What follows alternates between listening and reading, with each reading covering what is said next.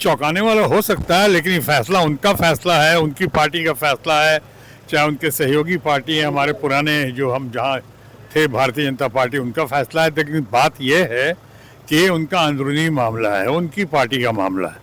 मैं बेगानी शादी में अब्दुल्ला दीवाना नहीं बनना चाहता हूँ। मैं टीएमसी में हूँ, मैं ममता जी की बात कर सकता हूँ, ममता जी के साथ हूँ।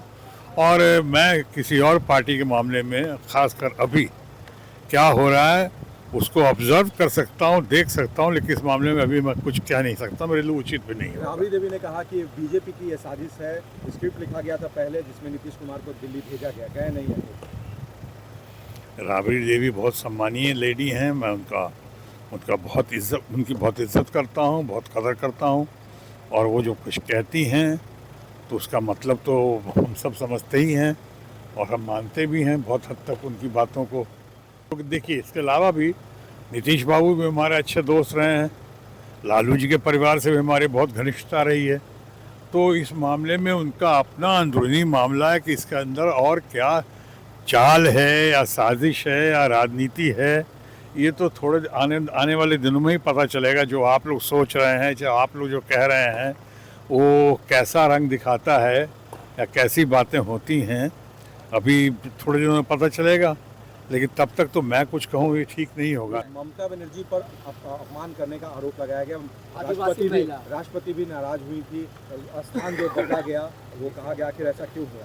देखिए, एक आरोप लगा जिनका नाम लिया आपने सम्राट जी का, वो तो पहले भी उनके बहुत सारे वीडियो वायरल हुए हैं, आप लोगों ने भी किए हैं।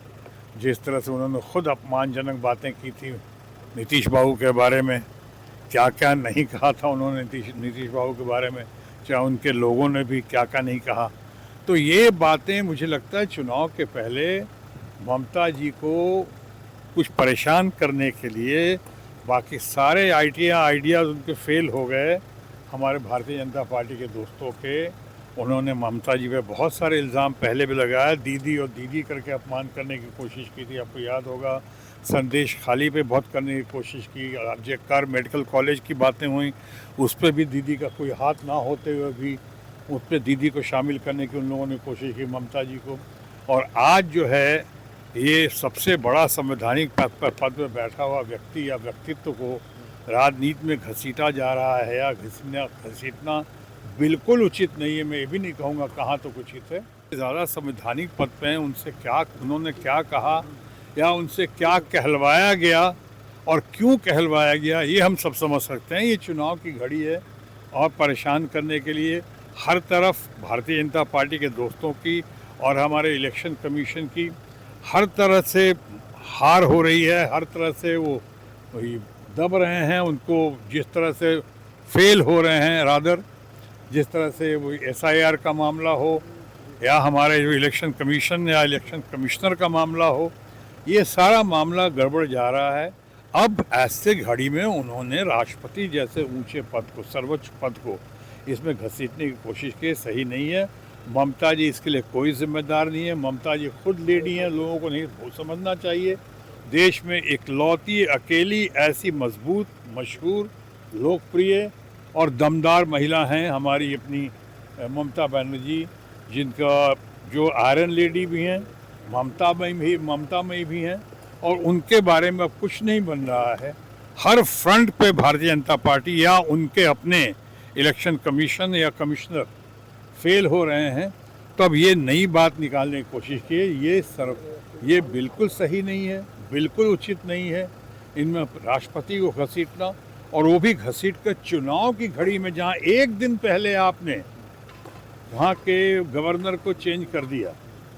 जब गवर्नर वहाँ पे ऐसा सुना गया कि कहा गया कि उनको राष्ट्रपति शासन लगाना होगा, उन्होंने कहा लगाना उचित नहीं है, वो लगाने को तैयार नहीं, ऐसा हमने सुना है, इसलिए बंगाल के गवर्नर को चेंज किया गया रातों रात।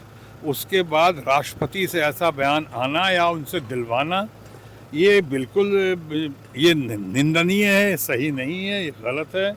और ममता जी इस मामले में जितना आप उनको करेंगे, याद रखें, मैं आप लोग को भी बता देता हूँ, ममता जी को आप लोग अगर कोई साइंस के स्टूडेंट हो तो समझेंगे, न्यूटन का तीसरा लॉ जो था, जितना आप ममता जी को दबाने की कोशिश करेंगे, जितना आप परेशान करने की कोशिश करेंगे, न्यूटन के तीसरे लॉ की तरह उसी तरह से उछल कर उसी तरह से जम कर सामना करेंगी। ममता जी उभर कर सामने आएंगी और ऐसा ही हो रहा है। और इस चुनाव में भी, बंगाल के चुनाव में ऐसा ही होगा। निशांत कुमार राजनीति में आज खामोश। जदयू पार्टी में। सर एक सवाल सर, महाराष्ट्र जैसे हालात बिहार में कर दिए गए क्या? आप चूंकि बीजेपी से बहुत ज्यादा दिख रहे हैं सर। हाँ, हमारे दोस्त हैं, दोस्त तो हैं ही वहाँ पे, लेकिन दोस्ती का मतलब ये नहीं है कि मैं उनकी हर बात से सहमत हो जाऊं। और मैं ममता जी के साथ हूँ, ममता जी का सिपाही हूँ या ममता जी का सिपा सालार हूँ। और मैं उनके तरफ से उनकी पार्टी में हूँ और मुझे ये सब बातें कतई अच्छी नहीं लग रही हैं।